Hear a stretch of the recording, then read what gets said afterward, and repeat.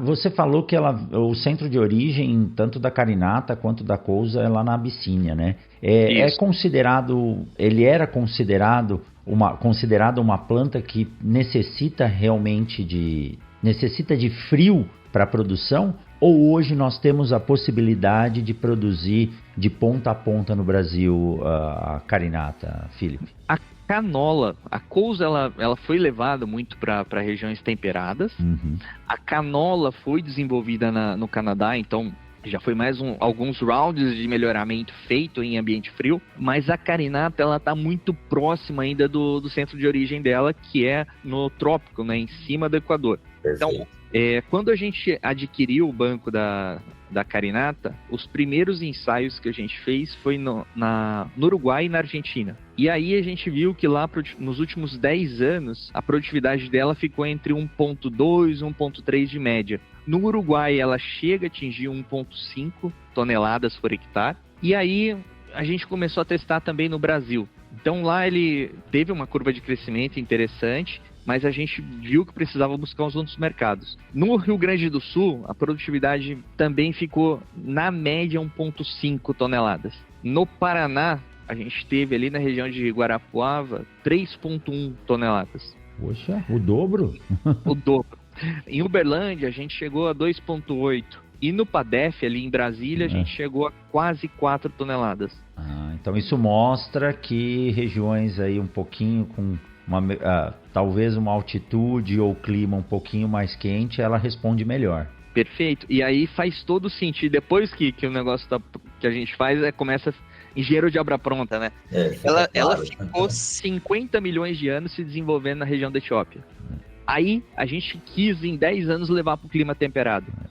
E aí vamos lá para o básico, né, da genética, né? O genótipo colocado no ambiente correto expressa o máximo do fenótipo. Perfeito. Então a gente estava usando o genótipo, mas pecando um pouco no ambiente. Então quando a gente colocou os dois, aonde ela se preparou durante 50 milhões de anos de evolução, aí ela expressou potencial. Que joia. Ô Felipe, eu quero depois que você fale para nós sobre a questão de manejo, época de plantio, mas me veio a curiosidade, né? A gente falou de SAF, que é um combustível novo e sustentável para a aviação. Pô, quando eu estudei em Botucatu de 98 a 2006, tinha o boom dos biocombustíveis, né? Eu lembro que na AgriShow a Valtra estava com os tratores que utilizariam o biodiesel, e o professor Maurício trabalhava com pinhão manso, se eu não me engano.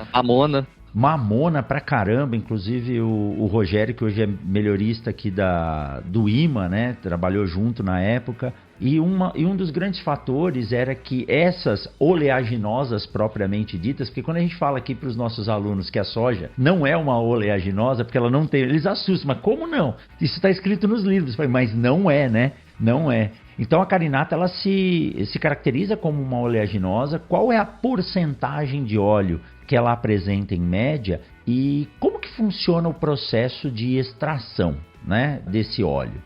Ela é uma oleaginosa, na essência, né, da palavra ali, da categorização agronômica. Ela tem um teor de óleo, e isso também é algo bem interessante. Ela vai ficar em torno de 42 a 48% de óleo. Então é uma bolinha tão pequenininha que a gente fala... Quase gergelim, né? Quase gergelim. Então ela tem 48% de óleo, 50% de proteína, e a gente está querendo descobrir o que é esses 2% que cola o óleo com a proteína. Na proteína. Pô, aí talvez tenha um pulo do gato aí, né? Mais um nicho de mercado. Então, e isso também acaba... E a canola também surfa nessa onda. Quando a gente tem um grão com alto teor de óleo, com alto teor de proteína, acaba minimizando. Não é um problema, a gente também precisa aprender a trabalhar com as coisas, né? Mas o soja, ele deixa muito farelo. Sim. E o farelo acaba gerando toda uma outra cadeia de desenvolvimento que precisa ser trabalhada e às vezes complica um pouco mais. Como as brásicas, né, a carinata e a canola, deixam menos farelo e entregam mais óleo, eles acabam minimizando essa cadeia. Legal. E, bom, tem bastante proteína, tem bastante óleo. Um dos problemas aí do pinhão manso, da mamona ou dessas plantas as quais nós extraímos o óleo é a glicerina. Também nós temos esse potencial, eu gosto de falar de potencial de uso e não resíduo, da glicerina no processo, e o método de extração tem que usar um solvente, é possível fazer uma extração por prensagem a frio, como que é o processo de industrialização? Ele pode ser feito os 3 processos. Tá? O que acontece é que se a gente fizer prensagem a frio ou a quente, eu tenho uma torta gorda.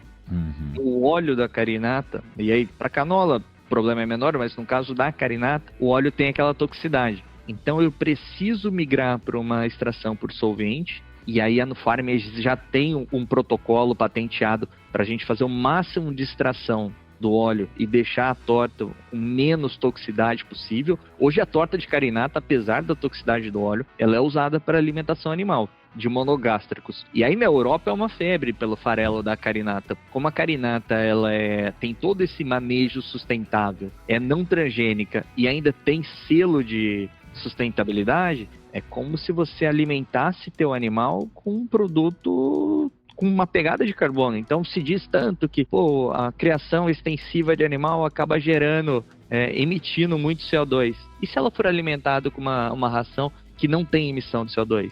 Tem sequestro de CO2. Fecha o ciclo. Perfeito? Legal. Então a gente tem hoje, por eficiência e por redução de toxidez, a extração é por solvente.